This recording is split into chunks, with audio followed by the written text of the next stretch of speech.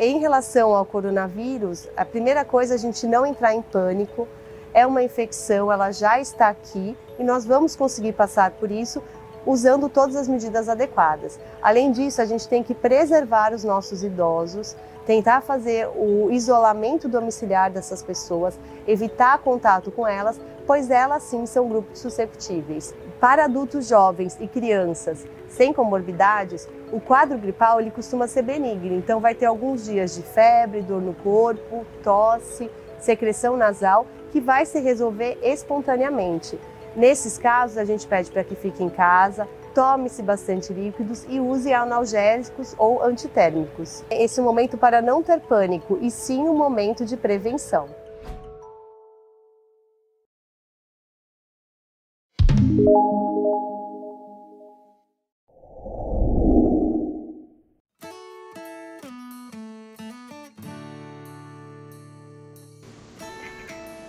Olá pessoal, tudo bem com vocês? Sejam todos muito bem-vindos. Aqui é a nossa segunda aula online da disciplina de Avaliações, Perícias e Direito Agrário. Eu sou o professor Thiago Ribeiro da Costa e mais uma vez é um grande prazer recebê-los nessa que já é a nossa segunda aula online, a nossa segunda semana de aulas online.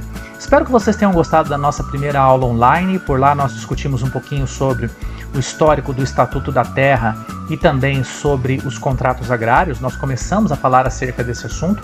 Aliás, é um tema que rendeu várias discussões, vários comentários lá no nosso fórum. Foi bem bacana a participação de cada um de vocês, foi bem interessante verificar que vocês trouxeram comentários bastante produtivos, alguns ainda copiados, é bem verdade.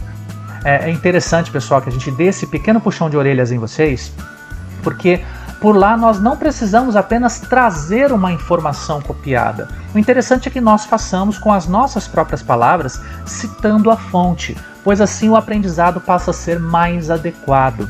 O que eu percebi foram que muitos comentários, eles vinham, por exemplo, de blogs, eles vinham de outros materiais que se encontravam na internet e eles apenas estavam copiados e colados, sem muitas discussões. E a ideia do fórum é justamente para que nós possamos discutir o conhecimento. Isso é importante porque é um feedback das atividades de vocês para que nós possamos melhorar também esse processo das atividades online, tá? Então, a partir desse fórum, vamos procurar estabelecer mais discussões, vamos trazer os conhecimentos com as nossas próprias palavras, fazendo as devidas citações quando o material não for nosso. E da mesma maneira, nós devemos continuar participando desse fórum. De que modo? Eu percebo que em muitos casos, os estudantes inserem a sua participação bem no comecinho da aula. Ou seja, o vídeo ainda está rolando, acabou de ser solto no ambiente online de vocês, já tem gente respondendo e não volta a participar mais. O interessante é que vocês fiquem participando até o final, acompanhem, atualizem o fórum, para que a gente possa criar um canal de discussão e de repente um aluno interagir na resposta do outro. Um aluno complementar a resposta do outro, criar respostas mais completas, com uma diversidade de aspectos explorados. O fórum serve para isso, é um ambiente de discussão. Então, vamos tomar esse cuidado a partir dessa semana, nós estamos nos adaptando também a essa metodologia, mas é importante colocar isso para vocês, para que nós possamos realmente gerar conhecimento, e não simplesmente participar por participar. Não é isso que nós queremos, não é isso que nós preconizamos aqui na Unicesumar, tudo bem? Bom, então vamos dar continuidade, apenas relembrando algumas questões que nós vimos na aula passada. Na aula passada nós entramos numa temática-chave dentro do direito agrário, que é o Estatuto da Terra. Aliás, nós podemos dizer que o Estatuto da Terra até hoje é uma das leis agrárias mais bem definidas aqui no Brasil. E é tão interessante, frente àquilo que nós tínhamos antes, né, da Lei de Terras de 1850, que ela trouxe um processo diferencial muito valoroso. Na Lei de Terra de 1850, a única questão que era bem trabalhada era a questão da reforma agrária. E vocês viram que aquele processo de reforma agrária foi às avessas, conforme nós comentamos. A partir do momento em que o Estatuto da Terra foi criado, também houve a geração de outras leis acessórias que vieram posteriormente, a exemplo da Lei 59566. E é justamente esta lei, este decreto, que operacionaliza algumas situações que acontecem no campo até hoje, e muitos produtores dependem dessas situações, desses contratos agrários típicos, além de toda a questão de reforma agrária que ainda é mantida. Uma questão que é importante também de lembrar é que dentro do Estatuto da Terra nós temos uma forma inédita de coordenação dos processos relacionados à reforma agrária, coisa que nós não tínhamos antes. No texto original da Lei 4.504 de 64, vocês encontravam dois instrumentos, duas políticas públicas que eram importantíssimas nesse processo de coordenação. De um primeiro lado, o IBRA, Instituto Brasileiro para a Reforma Agrária, que cuidava da distribuição das terras e da análise da produtividade dessas terras para que as terras permanecessem com os assentados ou elas fossem transformadas em terras devolutas à União. E também nós tínhamos o INDA, ok? Instituto Nacional de Desenvolvimento Agrário. Este cuidava do processo de fixação do homem no campo. É importante salientar a presença desse segundo instituto. Na verdade, hoje ele está fundido com o IBRA no INCRA. Tá? O INCRA é o Instituto Nacional para a Colonização e Reforma Agrária. E hoje nós temos uma diversidade de projetos que foram derivados do INDA no sentido de ofertar a terra para a pessoa que está na fila do processo de reforma agrária e proporcionar a ela um método de fixação por meio de estruturação do seu assentamento, principalmente estruturação logística, e num segundo momento, a oferta de processos educacionais continuados e informais, que são processos ligados à extensão rural e à assistência técnica. E isso hoje é ofertado num tempo variável de 2 anos a 5 anos, dependendo do grau da necessidade que essas comunidades agora, esses assentamentos, demandam. Então, o Estatuto da Terra passou a ser mais definido nessa forma. Claro, contando todas as experiências não exitosas de reforma agrária que aconteceram antes de 1964. Então, com base nisso, nós podemos dizer que o Estatuto da Terra realmente é mais evoluído e se apresenta como uma solução realmente inovadora que ratifica a importância de uma política pública aqui no Brasil. Tá? Pois bem, avançado isso, nós falamos sobre os contratos agrários e sobre as duas modalidades que existem. Aliás, até respondendo, uma das questões que nós fizemos no último fórum, foi a questão das modalidades de contrato. Nós temos apenas 2 modalidades, que é o arrendamento e a parceria rural. Embora alguns estudantes tenham colocado que nós temos os contratos típicos e os contratos atípicos. Pois bem, os contratos típicos são os contratos formais, os contratos que englobam o arrendamento e a parceria. Os outros contratos, que são atípicos, ora eles tratam temáticas que não fazem parte do processo de arrendamento ou de parceria, ou eles podem até mesmo lidar com as temáticas do arrendamento. No entanto, não se trata de um contrato formal. Podemos até afirmar que se trata de um contrato, como dizem antigamente, no fio do bigode, né? Então, é importante que a gente saiba essa diferença, mas na verdade, quando nós falamos em modalidades de contratos agrários, nós estamos nos referindo aos contratos de arrendamento e de parceria rural. Nós chegamos à conclusão que o arrendamento é uma modalidade praticamente parecida com o aluguel. Nós temos a presença do arrendador, que é quem possui a terra, quem detém o título de posse da terra, e que está ofertando a sua terra para que outra pessoa possa produzir. Aí nós temos então o papel do arrendatário. Este arrendatário deve dispor de todos os bens de consumo e de todos os insumos necessários para a sua produção. Da mesma forma, o arrendatário é que assume todos os riscos da atividade, correto? Quando nós falamos sobre as parcerias, por outro lado, na parceria não há a questão de posse de terras. Geralmente, um dos parceiros detém a terra e outro parceiro detém um meio de produção. O exemplo que nós nos utilizamos foi o exemplo de um pecuarista. Nós temos um parceiro que detém uma terra, que tem uma pastagem bem formada, e o outro parceiro tem a boiada, que ele vai promover o processo de engorda. Então, os dois se unem nessa atividade, compartilhando custos, compartilhando lucros e compartilhando os riscos. Logicamente que quem ofertar o maior número de recursos para o processo produtivo tende a receber a maior proporção de lucro. E vice-versa, quem contribui menos, recebe menos. Então nós podemos dizer que uma diferença fundamental entre os dois tipos de contrato é que a parceria envolve o compartilhamento de riscos e no arrendamento quem assume o risco é o arrendatário. Agora, nós havíamos parado, vamos apenas avançar aqui nos slides para deixar mais claro para vocês o que nós estamos executando. Nós estamos falando acerca do Estatuto da Terra e dos Contratos Agrários, conforme está aqui embaixo no nosso vídeo, e nós havíamos parado justamente nesse slide que vocês estão visualizando agora. Nós iríamos falar do subarrendamento, dos tipos de parcerias, que isso responde inclusive à nossa questão número 2 do fórum. Eis aqui que ao longo da aula, então, nós estamos dando um feedback para vocês sobre as respostas que nós tivemos. Eu já estou falando para vocês quais são as respostas certas, ok?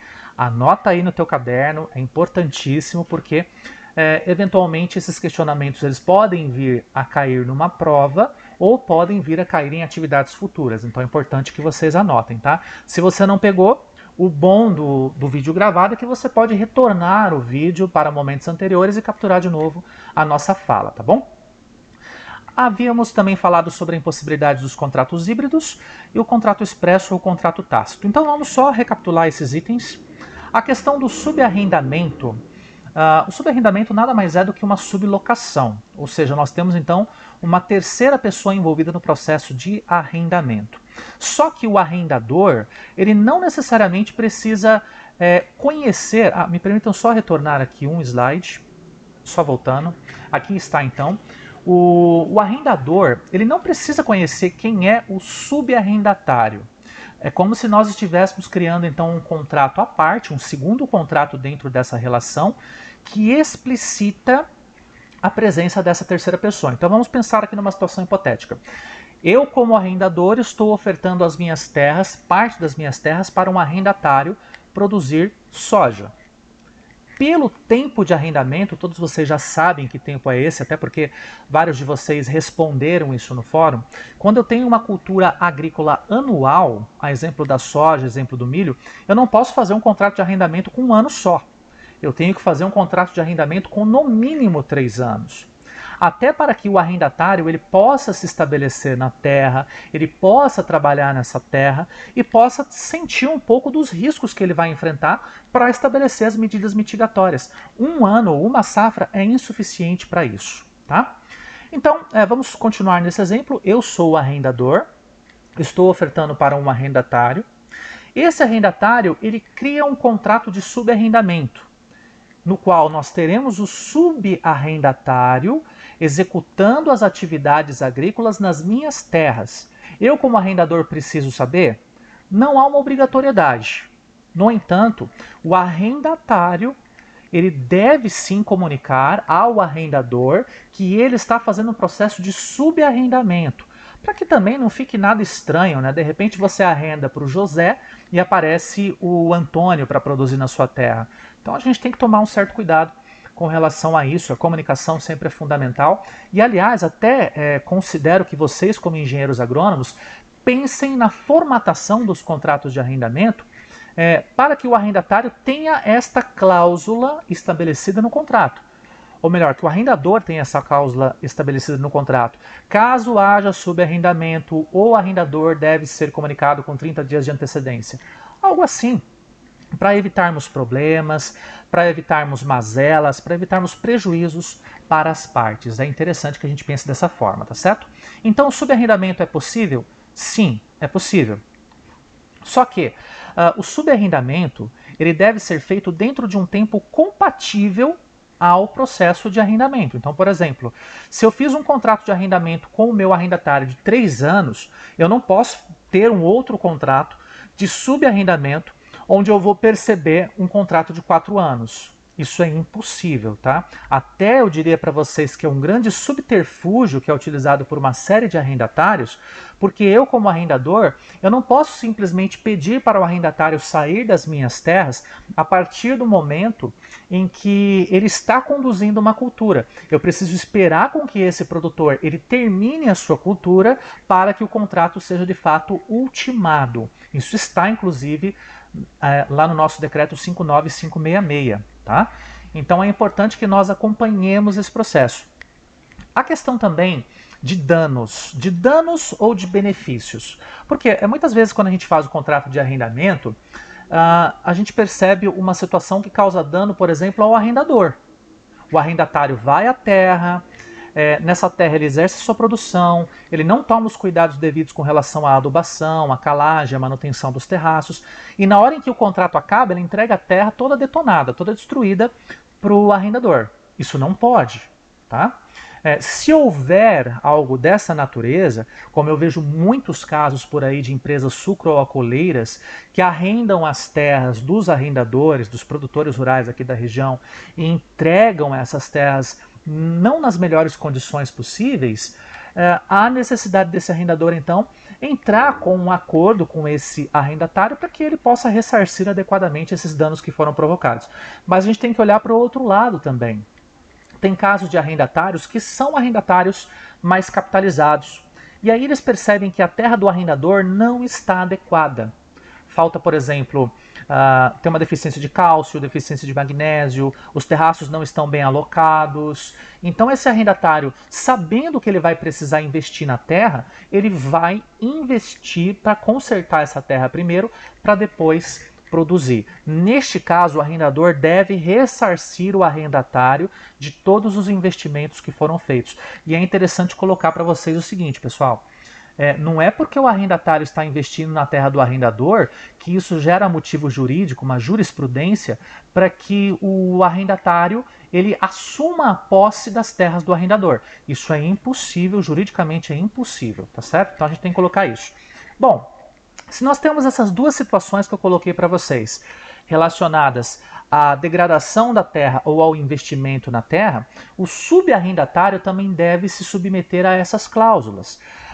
Ele também tem que se submeter a uma cláusula onde ele vai pagar para o arrendatário os danos que ele causou na terra, ou o arrendatário vai pagar para o subarrendatário todos os benefícios possíveis, todos os benefícios que esse subarrendatário gerou para a terra, tá? Então, as mesmas cláusulas de ressarcimento de dano do contrato original, arrendador e arrendatário, devem ser tomadas também no contrato de subarrendamento. Voltando, a questão do tempo também deve ser seguida. Se nós temos um contrato de 3 anos, eu não posso criar um contrato de subarrendamento de 4 anos. Tem que ser um contrato com igual tempo ou menor tempo que o contrato de subarrendamento. Ou melhor, contrato de arrendamento, correto? Então, se eu tenho um contrato de arrendamento de 3 anos, eu posso ter um de subarrendamento de no máximo 3 anos ou menos que isso, 2 anos e meio, 2 anos. Mas o mais importante também, tá? Para que todos vocês se lembrem desse detalhe. Eu não posso terminar o contrato de arrendamento caso eu tenha uma cultura em andamento. E este é um outro subterfúgio muito percebido, principalmente nos processos de arrendamento para o setor sucroalcooleiro. Vocês vão aprender na disciplina de Agricultura Especial 2, a cultura de cana-de-açúcar, que a cultura da cana ela tem diversos cortes. É uma cultura que tem um certo grau de perenização, muito embora nós a tratemos como uma cultura anual, tá?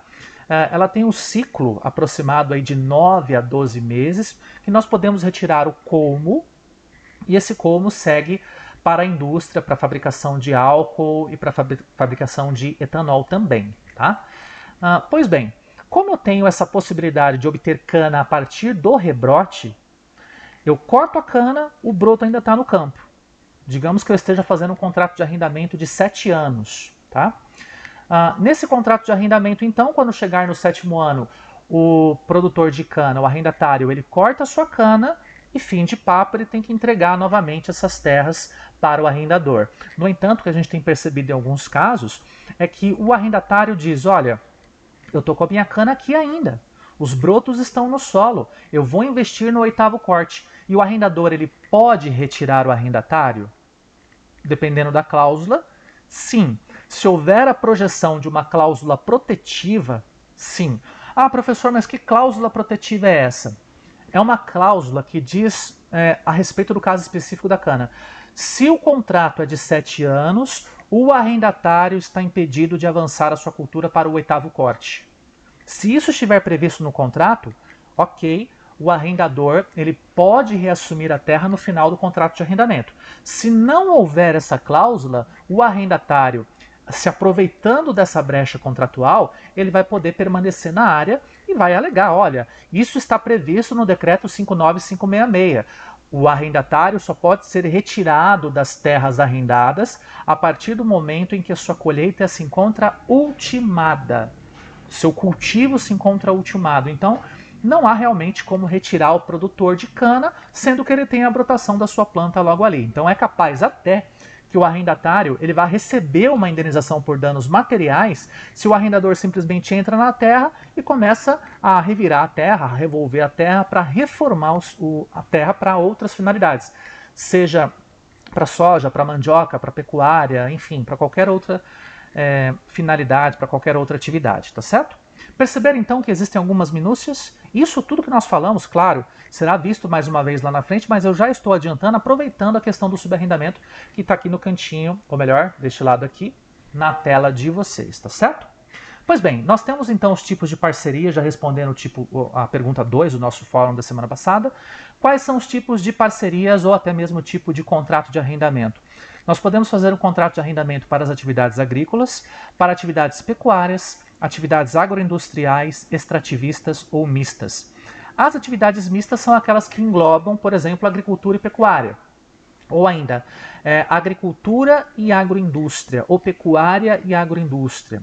E a gente tem que se lembrar também que nos processos tanto de parceria quanto de arrendamento, cabe ao arrendador ou ao parceiro dominante ceder as benfeitorias que são necessárias para a condução das atividades. Então, por exemplo, se eu sou um arrendador e eu tenho uma leiteria, uma sala de ordenha, onde eu tenho um resfriador e eu tenho as pastagens, os meus piquetes. As vacas estão no campo, mas quem tem o rebanho é o arrendatário. Poxa, será que eu vou ceder essa estrutura para o arrendatário produzir ou não vou? Cabe ao arrendador pensar nisso ou ao parceiro dominante. Só que nesses casos, logicamente, para facilitar o trâmite, até para facilitar o lucro, o arrendatário ou o parceiro, ou melhor, o arrendador ou o parceiro, ele cede essas benfeitorias também para uso e, claro, cabem cláusulas protetivas até mesmo para manutenção dessas benfeitorias, para manutenção do seu status, para manutenção das suas estruturas e etc, tá? Impossibilidade de contratos híbridos. Isso é fato também, pessoal. Não dá para a gente estabelecer um contrato de arrendamento e dentro de um contrato de arrendamento o arrendatário estabelece um contrato de parceria. Isso não existe. Ou ele faz o subarrendamento, que é possível, ou ele já estabelece um contrato de parceria com o seu parceiro dominante e aí ele pode fazer uma subparceria. Isso é possível. Agora, eu fazer um contrato de arrendamento e um de parceria ao mesmo tempo, a lei não permite, isso não caracteriza a validade do contrato juridicamente falando, tá? E além disso, nós temos o contrato expresso ou contrato tácito, está bem aqui no cantinho da tela. O contrato expresso é o contrato formal, tá? Vocês até responderam no item A do nosso fórum anterior que as modalidades dos contratos agrários são os contratos nominados e inominados. Os nominados são os contratos formais, são aqueles que são feitos por escrito, 2 vias, 3 vias, rubrica, reconhecimento em cartório quando necessário. Já os contratos tácitos são aqueles contratos inominados, fio de bigode. Infelizmente, pessoal, a gente tem que tomar muito cuidado. Tem muita gente que diz que contrato verbal vale. Não vale. A não ser que nós tenhamos formas de materializar esse contrato. Seja por uma gravação, seja por um depoimento posterior. Só que contrato tácito não é contrato formal. O que não está escrito não pode ser cobrado. Percebem? Então é muito importante que vocês orientem os produtores de vocês, na hora de se fazer um contrato de arrendamento ou de parceria, que o contrato seja formalizado. É claro, o engenheiro agrônomo ele deve dar assistência ao produtor rural no sentido dele procurar um advogado, um jurista que compreenda as formas de desenvolvimento desses contratos. Mas a grande verdade é que nós jamais devemos escrever um contrato com toda a pompa jurídica, porque nós não temos conhecimento aplicado para isso. Tá? Embora nós saibamos de direito agrário, a gente cria aqui as nossas ações muito mais focadas no sentido de orientação e não de criar contratos, porque isso cabe, logicamente, a outros profissionais, tá certo? Vamos então dando um avanço. Nós temos aqui na tela para vocês, só desapareceu, o quadro acabou ficando um pouco na frente aqui do texto, mas eu coloco para vocês que texto que é esse. Cláusulas obrigatórias, isso responde ao item C do fórum de vocês, tá bom? Conservação dos recursos naturais e proteção social e econômica. E ali embaixo, proibição de renúncias de direitos ou vantagens estabelecidas em lei por parte de arrendatários e parceiros outorgados. Ou seja, é basicamente o seguinte: se eu estou na minha propriedade rural, eu como arrendador, e tenho um conjunto de recursos naturais, eu não posso permitir que o meu parceiro ou o meu arrendatário ele se utilize desses recursos para obtenção de vantagens próprias. Do tipo, eu vou adentrar na sua área de preservação permanente e vou começar a extrair semente de espécies florestais. Negativo. Ou ainda, vou entrar na sua área de preservação permanente e vou começar a obter essências florestais. Eu vou começar a trabalhar com recursos de solo. Não. Ou ainda, com represamento de águas. Não. A lei veda expressamente a obtenção de vantagens desses recursos naturais. O que o decreto 596 de 66 estabelece é que os recursos tenham que ser conservados. E daí é que vem aquele ponto do item C que eu havia perguntado para vocês. Quais são as diretrizes do Decreto-Lei 59566 e do Estatuto da Terra que nos garantem a preservação dos recursos naturais? Ora, estão aqui. Então nós não podemos ter essa aceitação de um processo de arrendamento que depaupere os recursos naturais. Assim como eu não posso aceitar nenhum contrato de parceria que eu evidencie um depauperamento dos recursos naturais. Isso é impedido por lei. Professor, mas como que eu posso fazer isso? Como que eu posso traduzir isso no meu contrato? Vocês estão vendo ali no slide que nós temos a questão da cláusula obrigatória. Significa dizer que eu tenho uma cláusula ao menos ou um conjunto de cláusulas que devem ser utilizadas no sentido de protegermos os recursos naturais e fazermos com que, na hora da devolução da terra, o meu ambiente de produção esteja com os mesmos atributos ambientais, ou pelo menos atributos semelhantes àqueles do princípio do contrato. Então é muito comum, por exemplo, que haja assessoria de um engenheiro agrônomo nesse processo. No início do arrendamento, o engenheiro agrônomo ele faz a leitura de todos os parâmetros técnicos do solo, por exemplo. A resistência à penetração com o uso de um penetrômetro, a questão da nutrição do solo, qual é o status de potássio, de fósforo, de cálcio, de magnésio, a questão dos terraços. É feito um laudo para verificar se os terraços eles estão desassoreados, se eles estão infiltrando bem a água ou se estão direcionando essa água adequadamente, se a altura e o distanciamento deles está adequado. Então nós devemos nos municiar de documentações que comprovem, para o arrendatário principalmente, olha, aqui está a minha terra, estas são as condições dela, na hora da devolução isso tem que ser obedecido. Dessa maneira a gente consegue preservar os recursos naturais. Tá?